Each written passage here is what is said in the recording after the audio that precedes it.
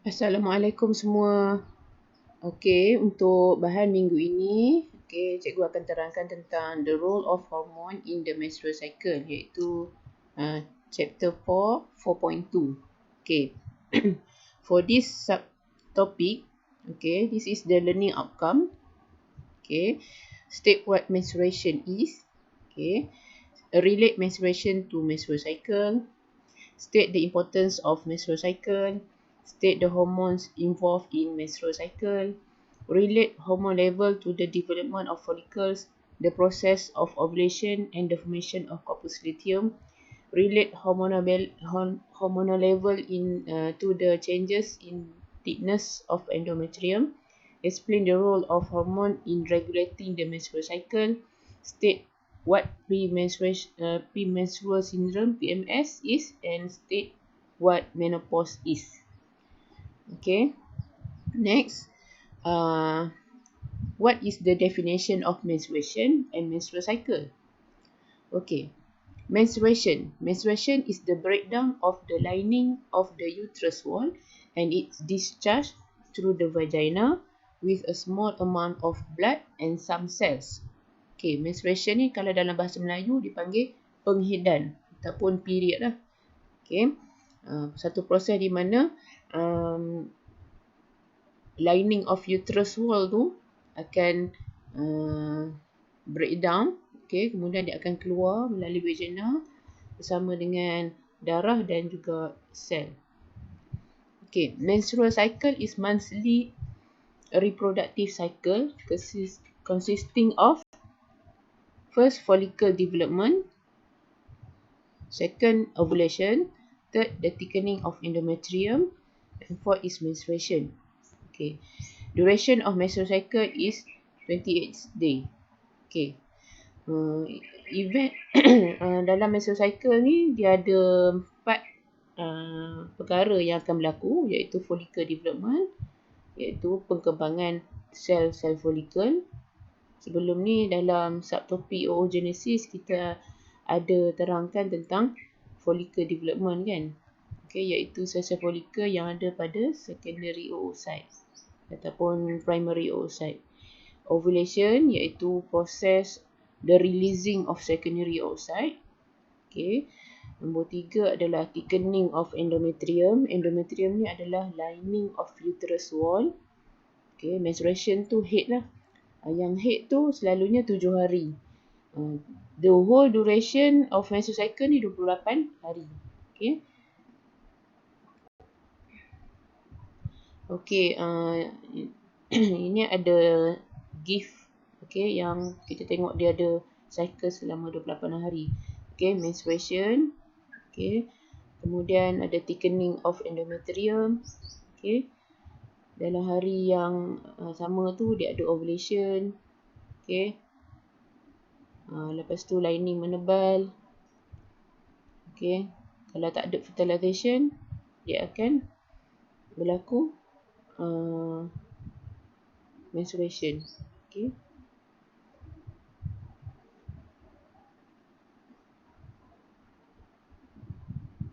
Okay, menstruation berlaku. Alright. Next, the importance of menstrual cycle. Okay, apakah kepentingan menstrual cycle ni? Okay, first, prepare the inner lining of uterus to receive fertilized ovum. Maksudnya, persediaan untuk implantation lah. Okay, lining of uterus ni adalah kita panggil endometrium. Control the development of mature ova and ovulation. Okay, jadi dalam menstrual cycle ada event follicle development. Follicle development ni penting untuk development of mature ova, and ovulation ni dia punya releasing of ovum ataupun releasing of secondary oocyte. Thickening of endometrium, okay, for the preparation propagation of the species. Of course, dengan ada menstrual cycle, seorang perempuan tu akan boleh mengandung dan akan menambahkan spesies. Okay. Next is the hormone involved in menstrual cycle. Okay, these two pictures show the organ involved. Okay, which is brain, contain hypothalamus and pituitary gland. Okay, So this is the location of hypothalamus, and this is the location of pituitary gland in the brain. Okay, next is the cross section of the ovary. Okay, there are 2 cells involved to secrete the hormone, which is follicle cell. Okay, follicle cell is around the oocyte and the corpus luteum. Okay, what is the hormone involved in menstrual cycle? First, hormone is GnRH, gonadotropin releasing hormone, is secreted from hypothalamus. Okay, and then FSH, follicle stimulating hormone, secreted by pituitary gland, and LH, luteinizing hormone, secreted from pituitary gland. So these 3 types of hormone can control the change in ovary. Okay, next, estrogen. Okay, estrogen is secreted from follicle cell, and progesterone secreted by corpus luteum in the ovary. So kedua-dua sel ni akan mengeluarkan hormon, iaitu follicle cell akan keluarkan estrogen, corpus luteum akan keluarkan progesterone. Function of estrogen dengan progesterone, dia akan control the changes in uterus, iaitu dia punya lining of the uterus wall. Okay, kita tengok next slide, kita akan tengok function for each hormone. Okay, this is the 5 type of hormone. GnRH stand for gonadotropin releasing hormone, FSH, follicle stimulating hormone, LH, luteinizing hormone, estrogen, and progesterone. Okay, the place of secretion. Okay, GnRH, as you know, from hypothalamus. FSH, follicle stimulating hormone, from anterior pituitary gland. LH also came from anterior pituitary gland. Estrogen came from follicle cell in the ovary, and progesterone from corpus luteum.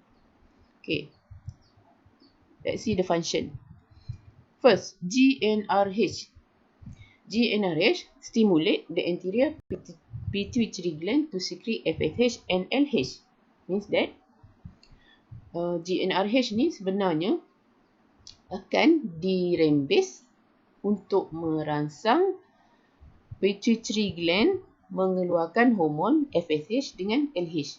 Okay, stimulate anterior pituitary gland to secrete FSH and LH. Maksudnya dia GnRH ni sebagai isyarat kepada pituitary gland supaya pituitary gland mengeluarkan hormon FSH dengan LH. Okay, next kita tengok FSH. FSH is follicle stimulating hormone. Okay, kita tengok nama untuk hormon ni pun ada perkataan follicle, F. So bila dia sebut pasal follicle stimulating hormone, so the function is stimulate development of follicle. F for follicle in the ovary. Okay, next, LH, luteinizing hormone. Luteinizing hormone is secreted by the anterior pituitary gland. So it will stimulate ovulation. Okay, ovulation ni form 3 dah belajar, iaitu the releasing of ovum. Masa form 3 dia panggil releasing of ovum. Tetapi untuk form 5 dia panggil releasing of secondary oocyte. Kita dah belajar masa oogenesis. Okay, stimulate development of corpus luteum. Ingat tak corpus luteum ni? Okay, corpus luteum yang keluarkan progesterone ni sebenarnya, okay, LH ni yang menyebabkan corpus luteum tu terbentuk. Okay, LH yang membantu stimulation development of corpus luteum. Okay, and last one, promote the secretion of progesterone. Sebab dia LH ni dia menyebabkan pembentukan corpus luteum, maka sekaligus menyebabkan promote the secretion of progesterone, sebab progesterone is came from corpus luteum. Okay, next, for the estrogen, estrogen is came from follicle cell in the ovary. Okay, first, the function is stimulate further growth of follicle. Okay, maksudnya estrogen ni sebenarnya menyebabkan follicle tu lebih berkembang. Okay, menjadikan dia Graafian follicle. Nanti kita tengok dia punya rajah. Promote the repair of endometrium. This is the main function. Promote the repair of endometrium. Kenapa kena repair? Sebab dah selepas menstruation dia breakdown kan. So dia kena repair balik endometrium. The estrogen give the positive feedback mechanism on the FSH and LH. Positive feedback mechanism ni pada hari ke-12 ke-14 sahaja. Okay, nanti kita terangkan apa itu positive feedback mechanism. And last one is progesterone. Okay, progesterone, the function of progesterone is stimulate the endometrium to become thick, folded and highly vascular. Maksudnya, corpusculum tu yang menyebabkan endometrium tu, progesterone tu menyebabkan endometrium ataupun lining of uterus tu lebih tebal, okay, berlipat-lipat, okay, dan penuh dengan salur darah. And inhibit the secretion of FSH and LH to prevent development of follicle. Okay, yang ni dia panggil negative feedback mechanism. Okay, next slide kita akan terangkan macam mana progesterone inhibit ataupun progesterone ni merencat rembesan FSH dengan LH. Tengok next slide. Okay.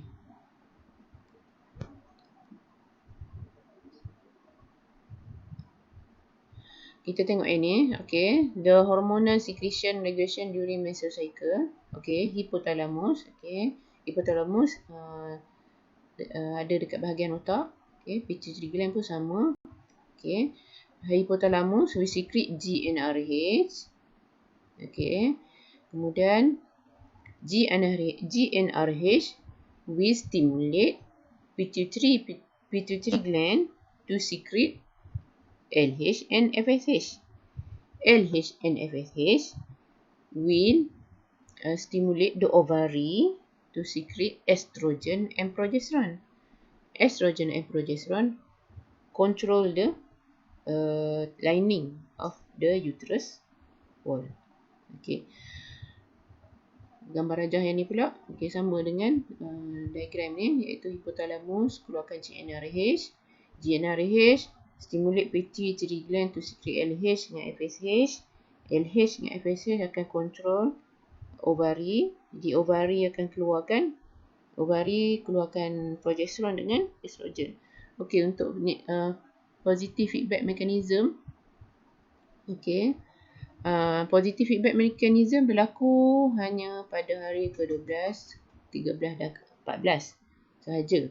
Okey, nanti kita tengok dalam diagram. Next slide. Okay. Tetapi negative feedback mechanism ni banyak berlaku. Banyak berlaku di dalam cycle ni, lebih hampir separuh pada cycle, over most cycle. Okay. Okay, ni diagram yang popular untuk menstrual cycle. Okay, ada hypothalamus, okay, pituitary gland. Okay, yang ni ovarian cycle. Ni sebenarnya gambar dalam ovary lah. Cuma dia tak dalam bentuk bulatan lah. Cuma dia straight macam ni. Ini semua yang dalam ovary. Yang ni dalam uterus. Yang ni graph. Okay. So first, apa yang berlaku?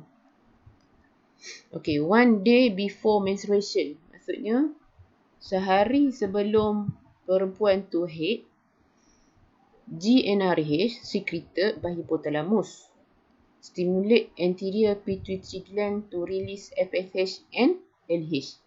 Okey, maksudnya sehari sebelum menstruation, hypothalamus akan keluarkan GnRH. GnRH akan stimulate anterior pituitary gland to secrete FSH dengan LH. Okey, dalam masa ni belum menstruation lah, sehari sebelum. Okay, next. The FSH stimulate the development of follicle. Okay, FSH yang keluar ni tadi, dia akan stimulate follicle daripada primary follicle. Okay, dia akan berkembang. Okay, menyebabkan follicle tu jadi matang. Dia panggil matured follicle, iaitu Graafian follicle. So, kat sini, FSH semakin lama semakin meningkat. Okey, kat bawah ni. Semakin meningkat sebab dia meningkat, dia nak nak developkan folikel ni dalam ovari. Okey, next kita tengok nombor 3. The cell of this developing follicle secrete estrogen. As you know, estrogen is secreted by the follicle. Jadi folikel yang sedang matang ni, okey, daripada kecil sampailah folikel tu jadi tebal, folikel tu sendiri akan keluarkan hormon nama dia estrogen. Okey, kita tengok kat sini. Bila FSH meningkat, estrogen pun meningkat. Estrogen pun meningkat. Kenapa kena estrogen meningkat?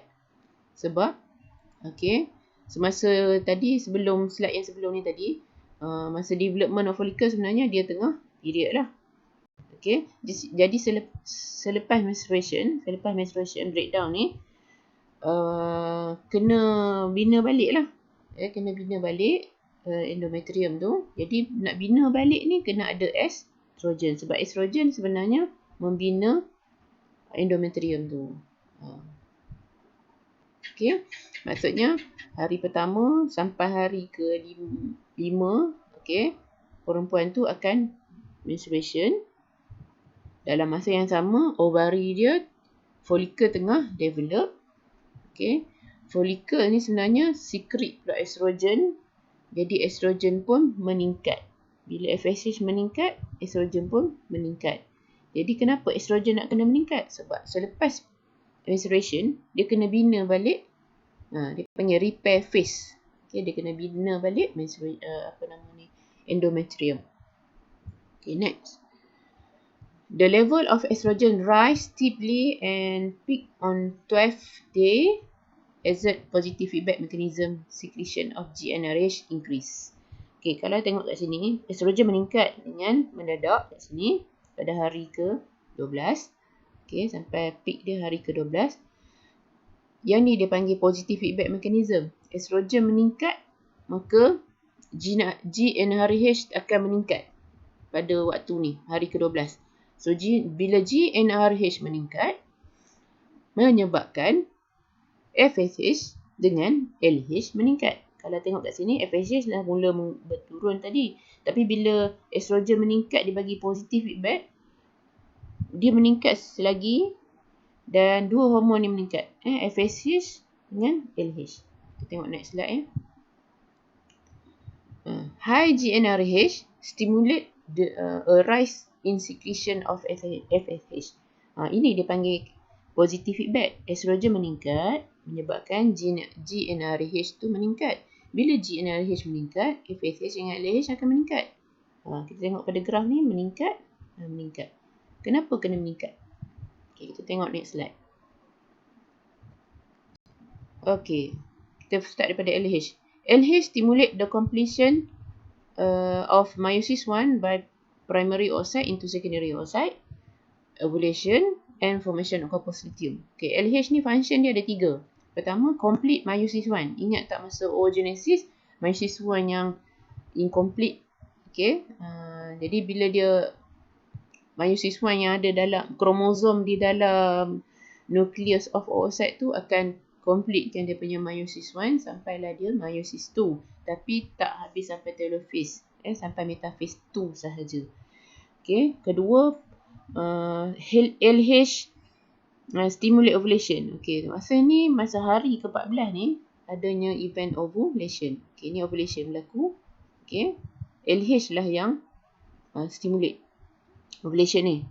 Okay, kemudian formation of corpus luteum. Kita tengok kat sini, rupture follicle ni dah bertukar menjadi corpus luteum dalam ovari. Rupture follicle yang dah pecah tu menjadi corpus luteum. So LH ada 3 function. First, complete meiosis pada kromosom oocyte tu. Okay, kemudian ovulation, kemudian the formation of corpus luteum. Sebab tu dia punya level dia tinggi, function dia ada 3. Okay, next kita tengok progesterone. Okay, progesterone is still low kat sini. Okay, sebab apa? Formation corpus luteum baru terbentuk. Okay, next. Corpus luteum yang terbentuk ni, okay, corpus luteum we secrete progesterone in large amount and estrogen in small amount. Okay, corpus luteum yang ada dalam ovari ni, dia akan secrete progesterone. Okay, yang paling banyak adalah dia akan secrete progesterone, tapi sedikit amount of estrogen. That's why after ovulation, progesterone meningkat dengan mendadak. Okay, estrogen pun meningkat juga. Walaupun estrogen estrogen ni sebenarnya daripada folikel kan. Tapi sebab folikel sekarang dah jadi corpus luteum, so dia tetap meningkat sebab corpus luteum akan menghasilkan estrogen dalam kuantiti yang sedikit, tapi dia akan turut meningkat. So what is the function of progesterone and estrogen? Okay, progesterone and estrogen ni sebenarnya, okay, dua-dua ni sebenarnya dia nak maintain the thickening. Okay, so this combination of progesterone and estrogen is a negative feedback mechanism. Okay, negative feedback mechanism dia berlawanan dengan positive feedback mechanism. Kalau positif, hormon tu meningkat menyebabkan hormon lain meningkat. Tapi untuk negatif, secretion of estrogen yang tinggi ni, high level of estrogen and progesterone will halted ataupun will inhibit the FSH and LH. Okay, kalau tengok kat sini, level of FSH, level of LH mengurang disebabkan oleh negative feedback mechanism of progesterone and estrogen. Okay, function of this hormone, estrogen and progesterone, stimulate the uterine wall become thicker, more folded and highly vascular. Okay, yang ni ready for implantation lah. Dia sudah menebal pada hari yang starting from day 15 sampai lah day 28. Okay, akan tebal untuk apa? Untuk implantation. Okay, if fertilization does not occur, maksudnya tak ada sperm, the corpus luteum will disintegrate. Maksudnya dia akan menyusut. Okay, bila dia menyusut, apa jadi? Okay, with disintegration of corpus luteum, the level of estrogen and progesterone will drop. Okay, sebab tadi bila dia berkembang, dia akan menghasilkan. Tapi bila dia menyusut, maka hormon progesterone dengan estrogen pun menurun. Bila progesterone dengan estrogen menurun, apa jadi pada endometrium? Okay, so bila dia dah tak ada, estrogen dan progesterone dah menurun, maka breakdown, endometrium akan breakdown and disintegrate. Dia akan start balik lah next menstruation, cycle yang baru. Okay, ini overall lah untuk semua. Okay, one day before menstruation, GnRH secreted by hypothalamus stimulate the anterior pituitary gland to release FSH. Okay, sehari sebelum period tu, GnRH akan keluarkan hypothalamus akan keluarkan GnRH untuk stimulate anterior pituitary gland to secrete FSH and LH. FSH akan develop follicle, perempuan tu akan period 7 hari macam tu. Okay, kemudian follicle ni sebenarnya akan keluarkan estrogen. Estrogen meningkat untuk repair. Okay, estrogen meningkat untuk repair, dan estrogen yang meningkat ni sebenarnya memberi positive feedback mechanism supaya hormon LH dengan FSH meningkat. So LH sebenarnya ada 3 function: complete the meiosis 1, ovulation dengan formation of corpus luteum. FSH meningkat ni supaya dia nak matangkan follicle. Di hari ke-14 berlakulah ovulation. Okay, berlakulah ovulation. And then the progesterone, after ovulation, okay, the rupture follicle akan jadi corpus luteum. Corpus luteum ni akan keluarkan progesterone dengan estrogen. So after ovulation, progesterone akan tinggi, estrogen akan tinggi. Maka estrogen dengan progesterone yang tinggi ni sebenarnya untuk maintaining the thickness of endometrium, and it will give negative feedback mechanism. Okay, negative feedback mechanism, when the progesterone and estrogen is high, the FSH and LH become low. Okay, so if fertilization does not occur, okay, ini corpus luteum will disintegrate. When corpus luteum disintegrate, progesterone will drop, estrogen will drop. When progesterone drop, endometrium akan breakdown. So akan start the new cycle. Okay, itu saja Nanti cikgu akan buat video yang lain untuk lebih faham tentang menstrual cycle. Okay. Last but not least, premenstrual syndrome. Kita panggil PMS. Is a group symptoms related to the menstrual cycle that interfere with a woman's life. Usually start day 5 to day 11. Okay. Usually start 5 to 11 days before menstruation. May due to the changing progesterone and estrogen level. Jadi perempuan akan mengalami satu perubahan fizikal dan emosi. Okay, fizikal dengan emosi disebabkan oleh changing of progesterone and estrogen level. Okay, dari segi emosi dia akan cepat sedih ataupun rasa nak marah dan sebagainya. Itu dia panggil PMS ataupun ada senggugut dan sebagainya. Okay, menopause is the time at which the menstrual cycle stops. Usually begins between age 45 and 55. Okay, this depends pada person tu lah. Ovary less sensitive of FSH and LH. Eventually, formation of follicle and ovulation stop and leads to the lower production of progesterone and estrogen. Okay, jadi ovary ni tak mengeluarkan FSH dengan LH lah. Less sensitive of FSH. Okay, so bila kurang FSH, tak ada development of follicle, no ovulation, so dia akan lower the progesterone and estrogen level. Okay, itu saja. Thank you.